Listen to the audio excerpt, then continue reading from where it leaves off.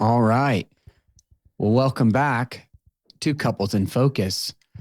My name is Michael Preston. It's good to have you with us. I'm joined as always by my good friend Thomas. How are we doing, Thomas? I am good. And I have to say, if the listeners have noticed, Michael got a new microphone and he's sounding good.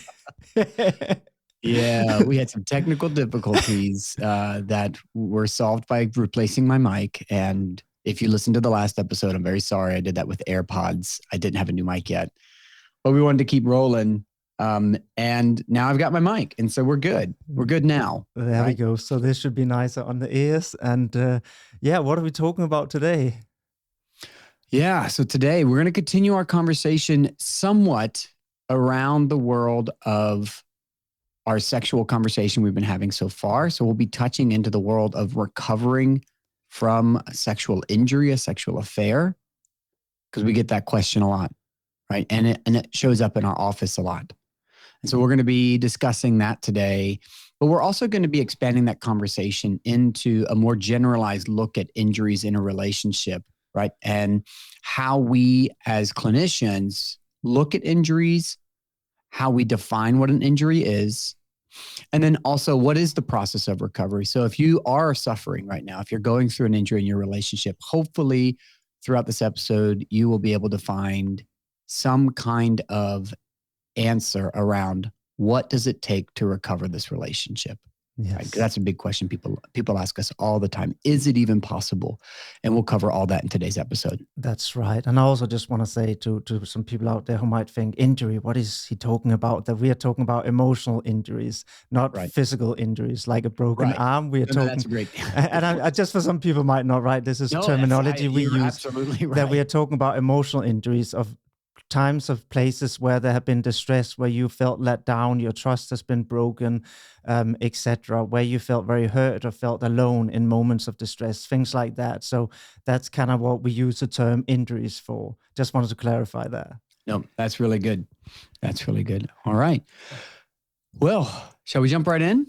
Let's do it. And I think we were talking just before we started rolling basically about let's look at this definition, right, of infidelity or cheating or these kind of injuries that we're looking at. And I think that as we were saying, there used to be this very black and white definition that it basically meant having a physical affair with somebody else, meaning sexual. That meant that you have caused this, the cheating, infidelity, this injury to the relationship. While now I think we have a more wider definition. And I think especially, what we practice, attachment theory, gives us a much wider framework to understand these injuries, right? Because like we were saying before, it's much more nuanced. It might not be a physical affair at all. That's right. Right? It could also just be, hey, I am giving all this attention to someone else, but not to you. And that over time can keep sending this message, hey, you're not that important to me as this other person, which also can have the same impact on the nervous system as even a physical infidelity, right? And often that's a bit harder to understand because it's not as black and white, right? There's not this, you went to bed with them, so now you have been, infidelity.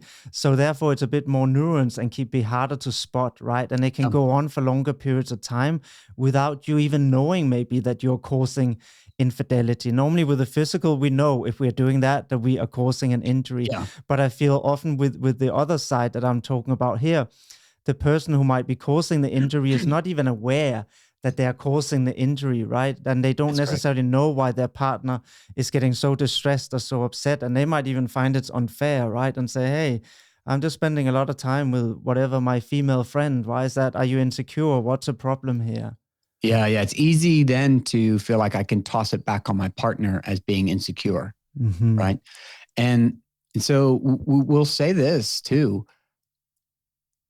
People come in with emotional affairs where they have spent a lot of energy in a relationship outside of their primary relationship. Yes.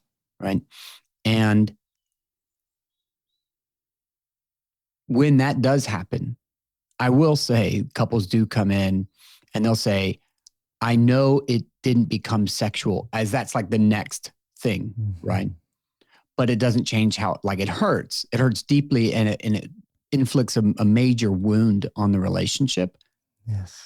And I'll add that going into a sexual infidelity, it amplifies that pain. Yes. Right. So I want to name that as well. So if that's what you're going through, we're not trying to equate it as like, oh, these are the same things, Yes. but that they both cause injuries. And I would say likely if you're pouring your energies into someone else, what we would say is you end up having this competing attachment.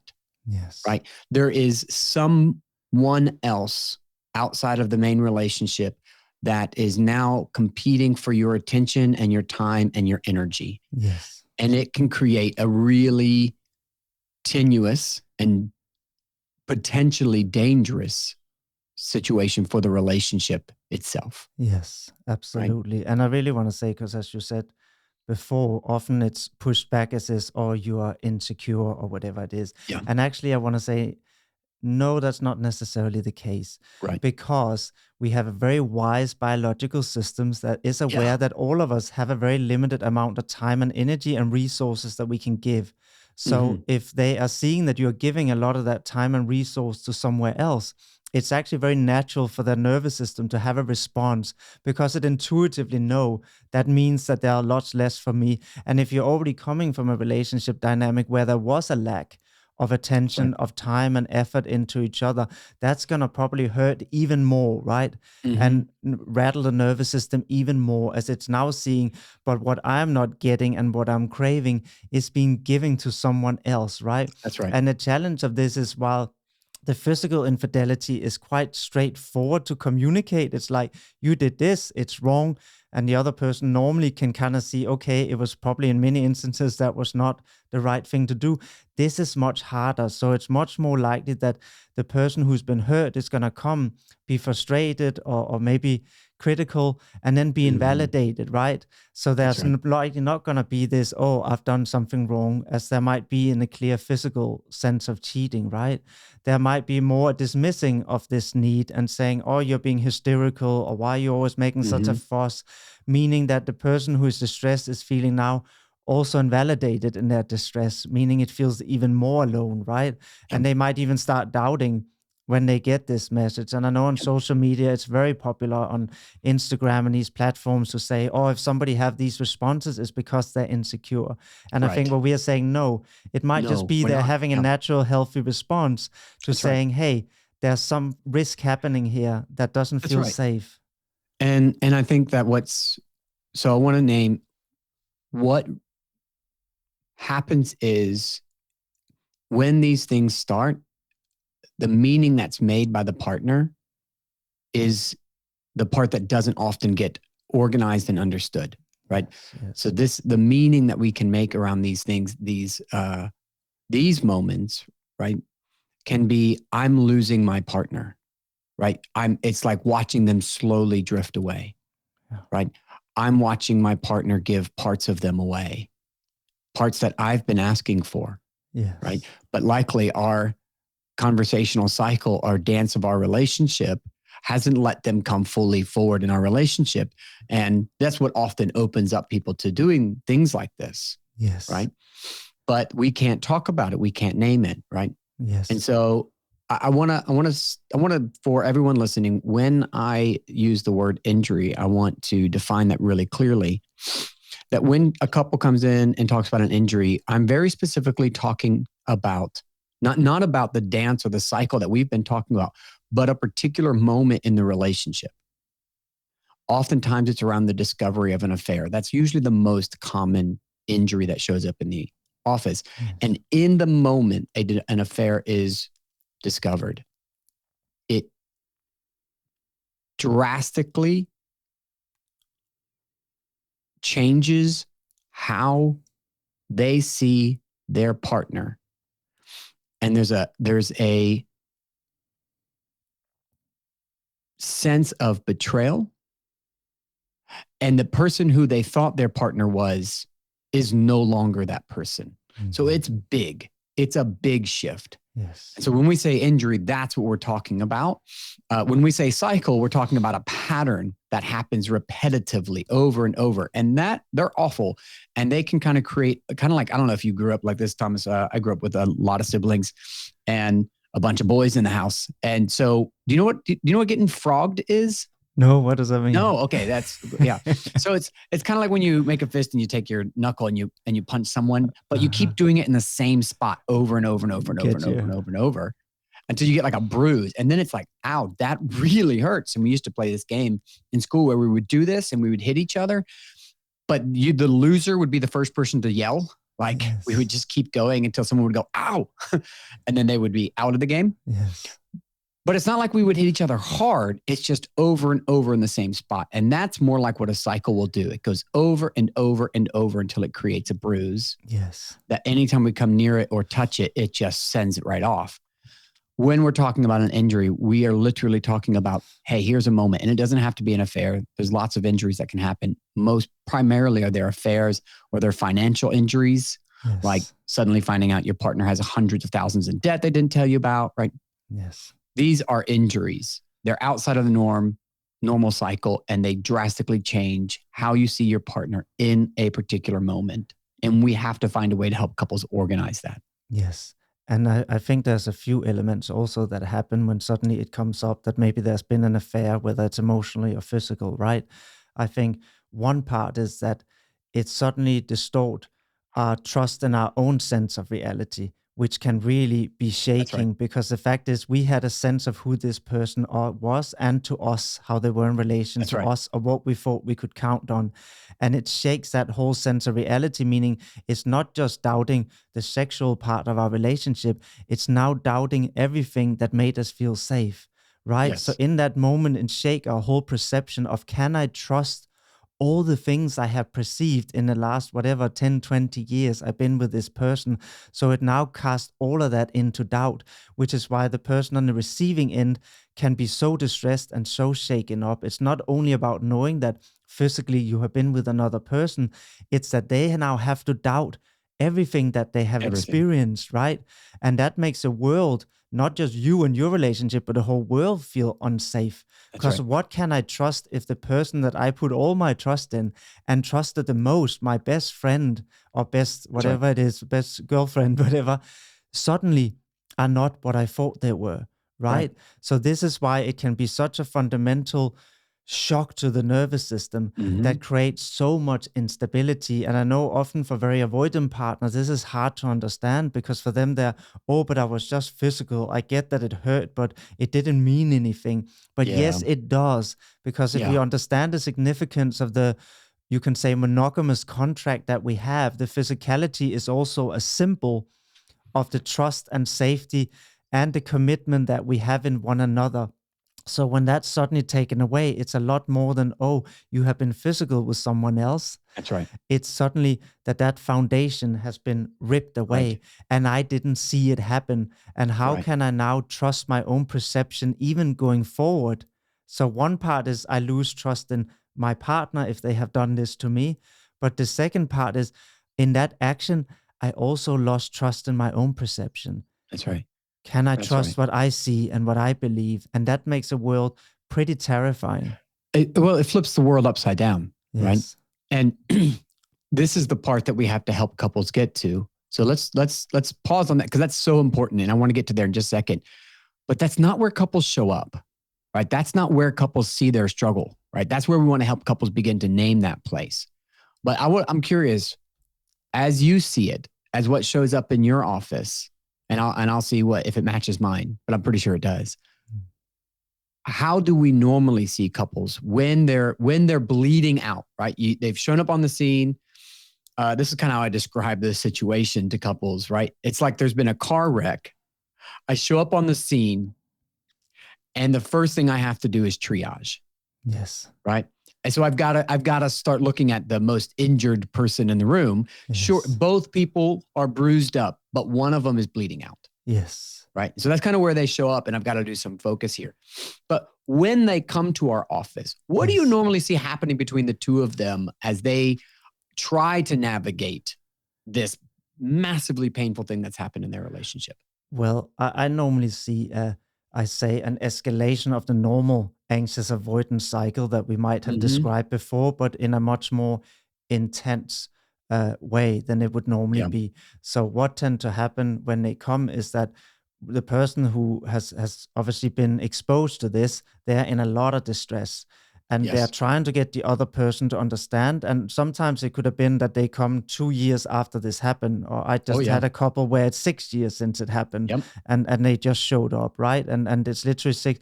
And the person who maybe did it is getting frustrated because they keep feeling this guilt is coming back at them, right? And they're like, Right. it's been 2 years. So they often are very dismissive because they don't want to feel the guilt anymore, right? Right. And part of what they're Right. saying is too hard for me to constantly have to come face to face with this guilt of what I Yeah. did. So I needed to go away. And I do that by dismissing you, right?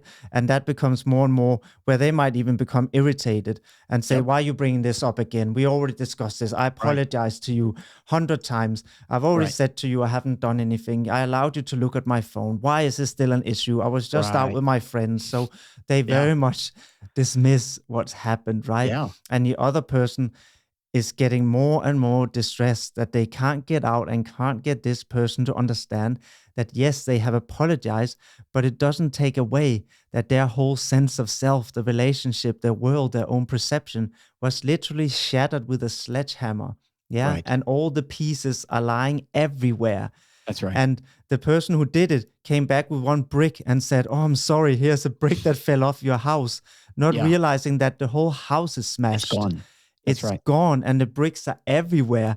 And Yeah. they still feel alone having to pick up the other 955 bricks Yes. that were smashed.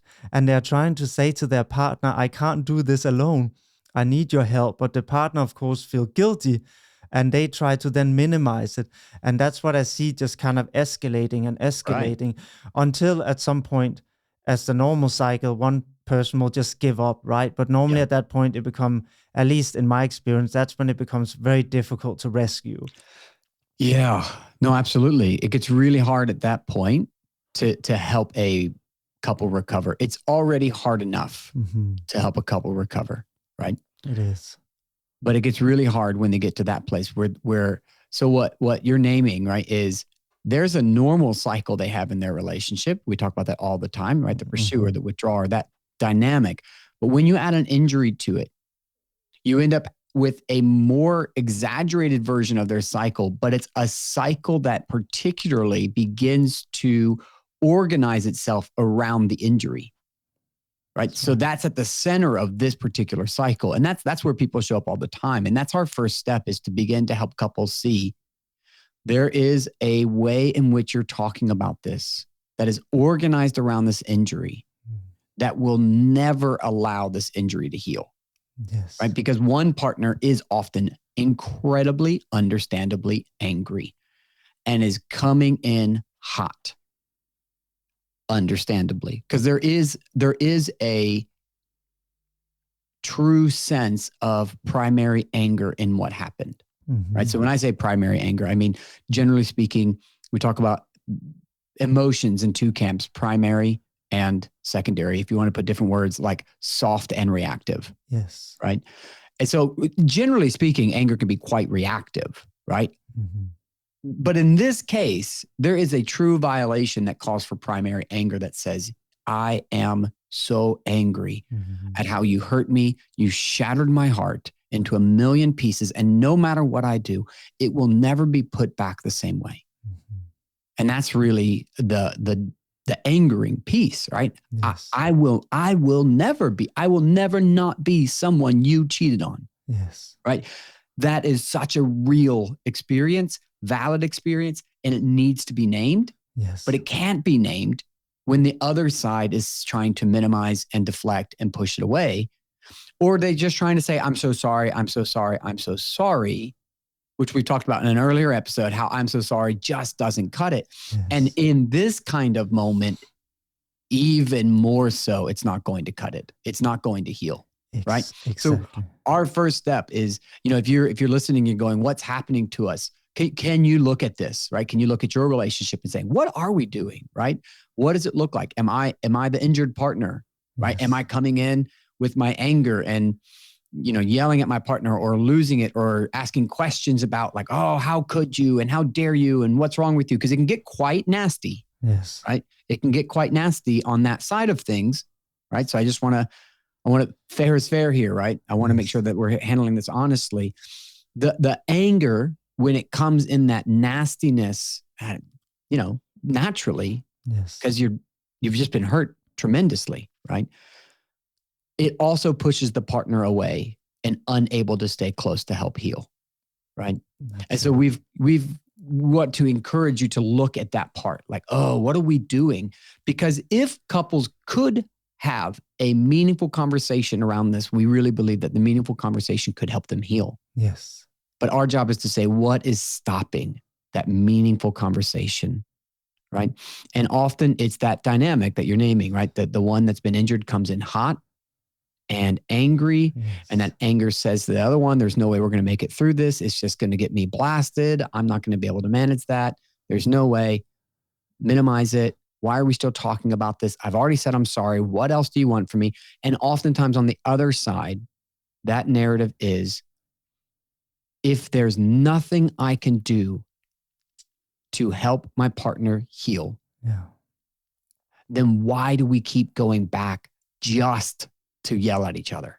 Yes. Right? Because it feels so pointless. Because if they knew a way to help heal, I think they would do it because that's what they want to do. Absolutely. But this cycle keeps them from doing that. So eventually they do have to minimize and pull away because they're going, I don't know. I don't know the way to healing. And since I don't know it, I can't do anything. Exactly. And I think that's often what's behind the dismissing of the pain is that I don't know how to make this better. So it's unbearable to be in this place where I can only keep failing because I know I failed and fucked up and messed up. And now I'm just being reminded again and again of how I failed and messed up, and I have no way to fix it. And you're right, sorry doesn't fix it. I remember this woman who had an ex-partner who never paid the contribution to the kids on time. And she said, sorry doesn't pay the bills. And here in this, what we talk about now, sorry doesn't rebuild the house of trust that was broken. So this is why sorry in itself doesn't work, because it doesn't rebuild the house, just like it doesn't pay the bills, right? And it doesn't actually show the felt remorse. And often in the dismissing of the anger, actually the message they're getting is, you still don't get how much you hurt me, right? And that's why the sorry isn't landing, because what's really needed to try and break this cycle is that the person who was hurt can see the emotional impact it had on you that you hurt me. Because only when I see that can my nervous system trust that your empathy actually is online and you actually get it. And biologically, we know that only if empathy is online and get how we hurt someone, are we not going to do it again, right? And this is why when we can't see the empathetic response, meaning the emotional impact in you from having caused this pain, we can't heal. Because our body biologically knows, we don't logically think this or know this, but biologically we already know that unless the other person shows an empathetic response to our suffering, they haven't really got it. And if they haven't got it empathetically, they're not going to change behavior. Because what makes us change behavior is empathy says, I can see the pain this is causing, and I don't want to do that again. And that's why sorry without showing the emotional impact it had on you to cause this pain doesn't work. What they really need is to see, and this is not about you being fake, but if they can see the tears and the pain that you feel from having caused that pain, then their nervous system can start trusting that maybe he does get the pain. Maybe he feels the pain that he caused. And that can make me start to trust and feel a bit more safe that it won't happen maybe again. Right. And, I just, it's great to help people get there. The thing that we have to help people see first is your partner can't meet you in that pain if you haven't found a way to begin to organize what happened to you. Right. And I think that's where a big part of a good guide is so helpful, because the pain kicks up the anger so much. Right. And what they're not able to, what often happens, right, is they go in and they're so angry.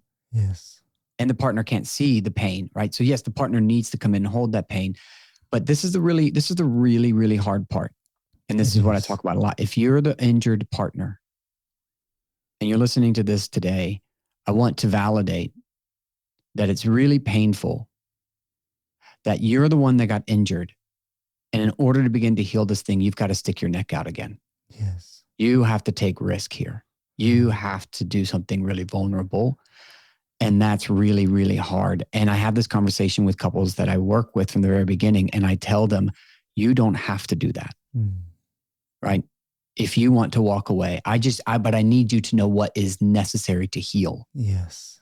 And that means even though you've been hurt, even though in time you are going to have to big risk of putting your heart back out there, because your partner can't heal the heart they broke if they can't see the heart they broke. Yes. That's the hard part. And so we have to begin to help the injured partner say, this is what you did to me. Yes. This is what this injury meant to me, right? I need you to know that you were my place of solace and rest and peace. But on that day, you became my greatest tormentor, right? And that is shattering, and I'll never be the same. And that's a really vulnerable thing to say to someone. Yes. When that someone is also the person who hurt you. And that is why this is very difficult to do on your own. Because as you say, there's no way, if you choose, you want to come back and try and heal this without being vulnerable. But that's hard to do on your own with the person who caused the suffering, right? Which is why often when they come in, we are able to provide that sense of validation in the beginning that helps the nervous system calm down a bit and say, hey, someone gets this pain. And that makes it more possible to access these more vulnerable parts, right? And help communicate them, which often always get lost at home. Because at home, all the partner who maybe did this violation, they just get the anger, right? That's right. And it makes sense because, of course, if you've been hurt that bad, you're not going to say, hey, let me come out and be vulnerable with you, how you hurt my feelings, even though you just broke all my trust. Right in the beginning of therapy, right? We still have to validate the hard place they're in, validate the good reasons they're so angry, validate the reason why they're saying, I'm not doing that. Of course you wouldn't, right? Of course you wouldn't. Yes. And it's so important to know that if you never do, this relationship won't find healing. Yes. Right? That's the hard part. Yes. And it's just the juxtaposition that, like, I think is hard to really lean into and believe that the person that broke me can also be the person that healed me. Yes. Right? It's just going to take time and work and effort. Yes. And organizing to begin to help the injured partner come forward more with what happened to me rather than the attack. That's right. But then we have the next task, right? If we can help that person begin to settle down and the injured person take those risks, yes, we've got another job to do, right? We've got the other, because the other side has to take this in. Yes. Right. And that means your partner is going to have to be able to say, I see you. Yeah. Right. And I'm glad you're sharing this with me. And of course, you're angry. That makes so much sense to me. Right. You're going to have to meet you in that painful place. Yes. And you know what? And it's amazing when we get to that place. And what I think then can become challenging for the person who maybe caused this violation is to understand that doing it once doesn't create the trust in the nervous system again. The nervous system now have to see this many times to start trusting that it's real, right? That's right. And that's just how it is. When we have major fractures, you know, I think often the person who maybe have caused it think that, okay, but we have this conversation. And I did generally, you saw that I was really sad. Why are we still talking about it, right? This That's next week again, we just talked about it with a therapist last week. And I recognize, and what I think is important message for them to get is that if there has been such a big violation, it will take a lot of repeated exposure to this same process again and again before the felt nervous system actually start to say, okay, maybe I can trust this now. Yeah. And to that point, right, one of the things that I hear so often is people come to my office and they'll be like, everything was a little bit better, but then they come to my office and they find out my partner's been in pain and they haven't been turning to me, right? They've been more withdrawn or just kind of like avoiding this thing. And one partner will say to the other, well, okay, why didn't you come to me? Why didn't you tell me? Yes. And you can hear the injured partner say so often, I don't know that you won't get tired of me coming to you with this. Yes. Right? I don't know. I'm scared that eventually we're going to go back to doing it what we were doing it, where you're going to tell me, hey, we've talked about this. This is enough. Can't we move on? I can still hear that cycle living in my head, right? Yes. So this cycle that happens lives on and stays with our partner until we can meet them in that place. Yes. And, when the partner is able to respond with one, that makes so much sense. Yes. Could we just say, when your partner shares something with you, if you will just say, hey, that makes a lot of sense to me. Here's why it makes sense to me. I can see where that's coming from. That's going to solve 99% of arguments, just across the board of a relationship. It's such a great phrase, because what I have to do is I have to organize my partner's experience. Yes. Right. And I have to be able to say to them, that makes sense. Yeah. I did say those things. I can see why you would feel that way. Hey, can I just say, I want you to come to me anytime? Yes. Right? That's safety signal, safety signal, safety signal. That's right. That's right. And we have to keep sending a safety signal if our partner's going to keep digging at this thing and helping the relationship heal and recover. Yeah. And, I think this is what often is so scary for the person who might have felt violated, is that often there's also this worry that if I actually share my distress, I will push them even further away. That's right. Right? So therefore I keep holding it, and then it will come out in these sudden bursts of maybe I get angry when he's out with his work colleague, and maybe I know this person, he did something with a Christmas party is there, and suddenly an explosion come and he's confused what's happening, because it was really hard to say, hey, I know you're out at your work party and actually it's coming up. I'm getting really distressed again and feel really scared of losing you. Can you call me? That's hard to say in that moment. That's hard to say. That's really hard to say. And it can be, again, this is where it goes, yes, this is the risk, right? Because your partner can drop you there. Yes. Right. And when you've already been injured, you don't want to get dropped. That's right. You're already injured, and it's going to hurt even more if you take that risk and your partner misses. And it does happen, right? Good couples, great couples miss each other. Yes. Right. It's not, we're not saying that you have to get it perfect in order to get through this thing. Right. But we do have to notice the moments that we do drop our partner and say, hey, that wasn't how I wanted to do that. I got into my own stuff. Let me come back to you. We have to make those repairs, right? The repair has to come. Yeah. Right. So I want to name that as well, that we're not asking for perfection. We are asking to step into a process of listening and understanding and knowing, right, that if there's an injury in your relationship, it will take time to heal, and it will take what I call good time. Yes. So you can't just not talk about it for 6 years and then be like, oh, it must have healed, right? That's not how these kinds of wounds work. It takes good time, where we're constantly bringing out the fear and the pain into the light. That's right. Of the relationship and holding it together. And then we can start healing. Yes. But it can't just heal by time alone. That whole lie that we grew up with, which is time heals all things. I'm like, time doesn't heal anything. Time enhances whatever cycle you have going on. That's right. Time literally will just make this worse. Whatever cycle is going on will become more. Right. Time doesn't help, but good time does. And good time is spent when I'm able to bring the hurt and the pain forward, and you're able to meet me in that place. Now we're in good time. Yes. And I want to say one thing I really notice in these dynamics, at least for me, and you might have different experience in your practice, but for me, it's been very much, I notice that it's much easier to facilitate this process if the person who maybe did this violation have not had a lot of shame in their life. Because Yeah. what I notice is if they had a lot of shame, they will identify what they did with I am a bad person. Yeah. And that make it almost impossible for them to hear this message and take responsibility and say, I can see I hurt you, because their defense to protect their sense of self is so strong. So it's much harder to go through this process we're describing.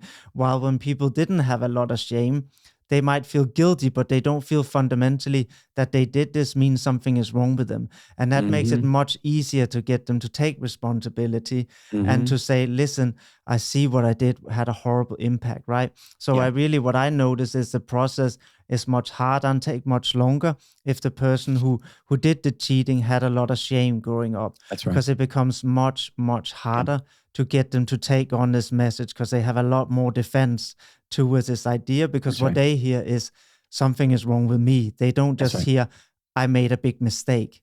It doesn't mean I am faulty as a human being. It means at that moment, I had bad judgment. Yes. Yeah. And that's so true, right? And that's true against all injuries, right?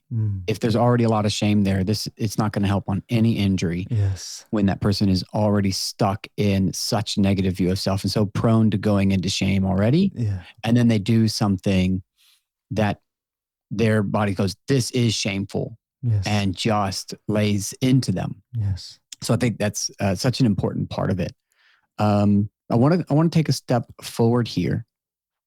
And if we can help a couple begin to lower the reactivity around the affair, and we can help them, or the injury, and we can begin to help them share the meaning that made what happened to me, right? And we really begin to stabilize that relationship.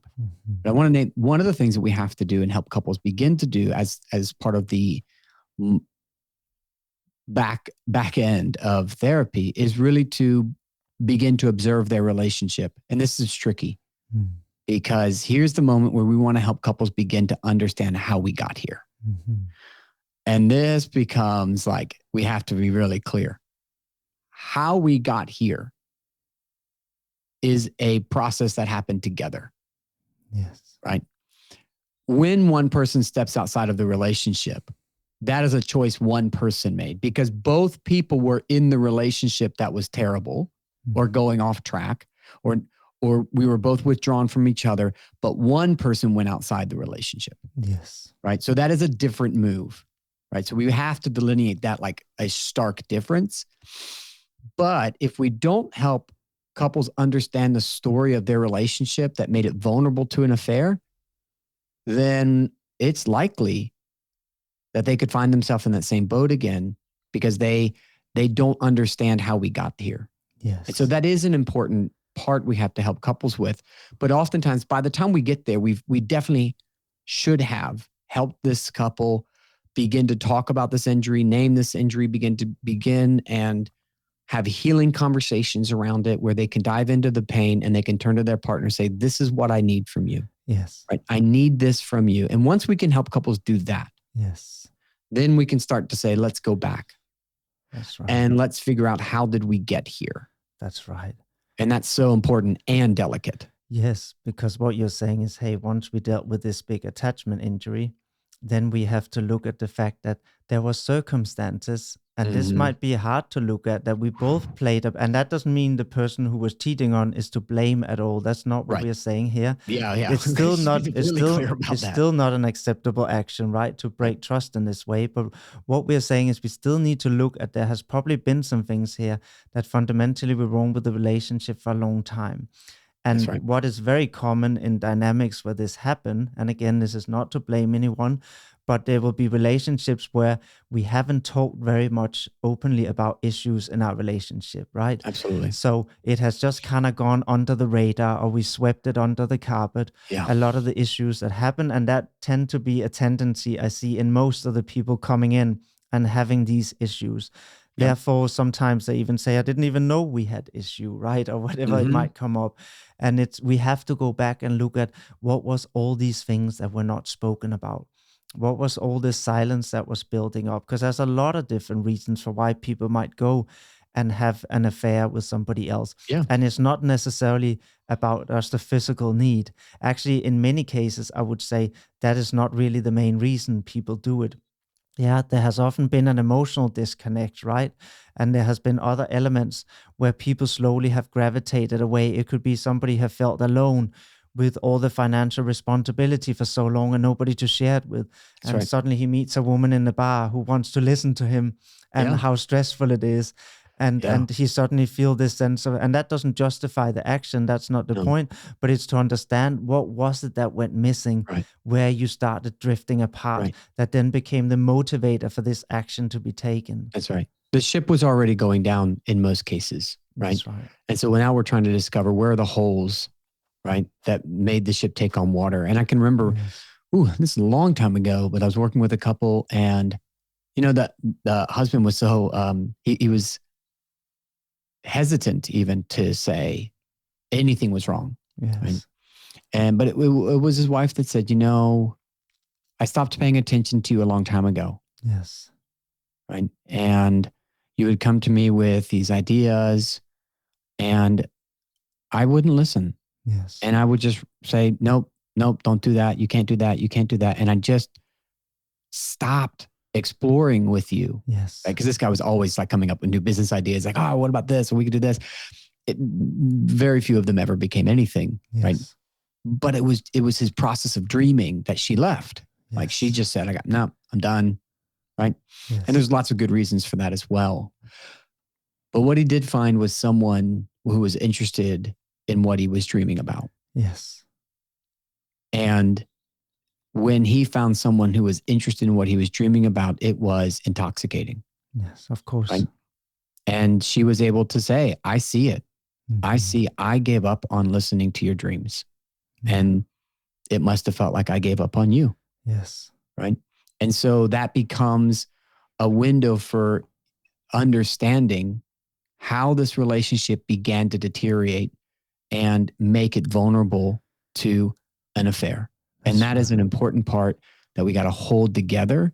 Yes. Because if couples are going to recover from this, they've got to do it with some assurance that like, okay, we understand how we got there so that we don't have to go back there again. Exactly. And I think, this is a good example you're giving, and it's nice to have a practical example of how this might look like, right? And another one could be this, which I have seen in my office, is where, the man would say, hey, for 20 years, I always took the initiative. And I never felt desired because I always was the one who had to take the initiative. And suddenly I met someone who was pursuing me. And it was almost like the first time in my life I felt desired. Not that I was pursuing or forcing sex on somebody, but that I was actually wanted. And again, it doesn't justify cheating. That's not what I'm saying. Neither am I not saying it's a wife's fault at all. But what I'm saying is, like you said, we have to go back and see what were the needs that were missed and never discussed that caused us to get here. And in this instance, it was that he had a deep, again, a normal need to feel desired. And for 20 years, he had never been able to express that to her. So he had just gone with this feeling of, I'm not desired. And I can get her to comply with sex, but she doesn't really want to, which made him feel horrible about himself. And when suddenly he got someone who pursued him, like you said, it felt intoxicating. Because it's this thing that I had been craving for so many years that it became really hard to say no to it. And it was actually not... People aren't even aware that they're craving it to that extent. And then it shows up and it's like fire. Yes. And so I was going to say though, like what we're trying to do is not justify, but contextualize. That's right. How it happened. And humanize the person who did it. That's right. Right? Because if we can't see their humanity, the relationship can't recover. We'll just stay angry and bitter. And in a situation like this, like the one that you're describing, what we would keep going back to is helping people understand it's the cycle that you were in, right? It's not your fault or their fault. It's the cycle you were in and the inability your relationship had to communicate around this. That's right. That's so massive. And then that grew and grew and grew. And then suddenly this thing happened and bam, it's on, right? So that's the contextualizing and the humanizing your partner and understanding. But that does take long. And we would never want to do that towards the beginning of healing because there would be no capacity, right? And of course, because of the humanistic approach to therapy here, the humanistic approach goes, you're human. So we don't expect you to do like above human things. right? Which would be to suddenly, in the middle of your bleeding out, look to your partner and say, I'm so sorry you were bruised. Like that's not going to be a human thing, right? Yes. We're prioritizing this person who's bleeding out intentionally. Yeah. So I want to take 2 minutes here, right? Because we're going to wrap up the episode now. But one of the questions I get a lot, and I would love to hear how you would answer this is it possible? Can we really recover? Does it get better? Mm-hmm. Right? Is it worth going through this painful process if we've had an injury? And what would you say to that? It depends. And it depends on a couple. You and your nuanced self. It depends on a couple of factors. So I think it depends on the overall strength of the relationship before this happened. So if a couple come in and they generally have never really had a sense of safe base together, this has now escalated. There's not a particular big willingness from both parties to actually want to be there, then I think in many cases it'll be very difficult. And in some cases, it could make it worse. So that's why I say it depends. If you have two people who actually had times in their relationship where they had a good, solid, loving foundation, and this happened, and there's a willingness and both people actually want to be there, I think, yes, it's definitely possible. Yeah. And I have seen it happen, right, in my office. So I know it's possible. Yeah. But I think the process is much harder, much longer if there not is a clear willingness from both people. And if there isn't a safe reference point in the past to go back to. No, I like that. I think that's important. So for that is what I have noticed is quite important, that if there's been a period of time where it felt safe and like we were a unit, we had this together, it's easier to come back. If that was never there, I at least found it definitely more challenging and difficult. Yeah. No, I like that. And I do a lot of work at like assessment work at the very beginning, before we even start this work, to make sure we're on the same page, meeting with both people individually, really getting a sense for what they want, because they do have to be aligned on this one, right? And there has to be a good reason. But in particular, when I have a couple that comes in that says, we both want this to work, right? I have love for this person. I really want this to work. Often what I do share is not only is recovery possible, right? Because if you both want it and you both work at it, we can get you there. Yeah. I would actually say that couples that go through this kind of injury, their relationship is far better than oftentimes they'll finish it going, we came in for healing or finding a way through this thing. Yeah. We had no idea that we would be this close, this connected. We didn't even know this was possible before this happened. Yes. Like the after walking, because of the level of pain you have to walk through together. Yeah. Right? Picking up this stuff brick by brick and looking at it together and holding it together. And that bond that you create, most couples come out of this work who stick with it, do the hard work, saying, this relationship is better than one we could have dreamed of having before the affair.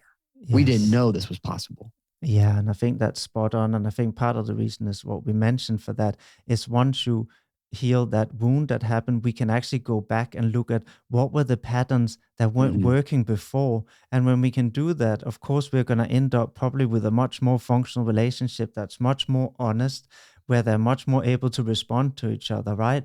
That actually can end up being a better relationship than what they had before. So I think you're spot on, because this kind of highlights that there was some wounds, right? That we hadn't actually properly addressed, right? And because the leg fully broke, it was so painful that now we actually had to look and see, oh, we were already bleeding.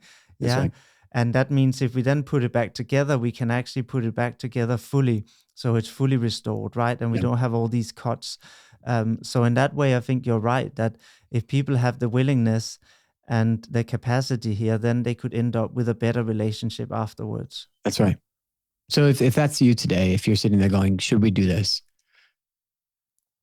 First, we'd ask you to say, is this what you want to do?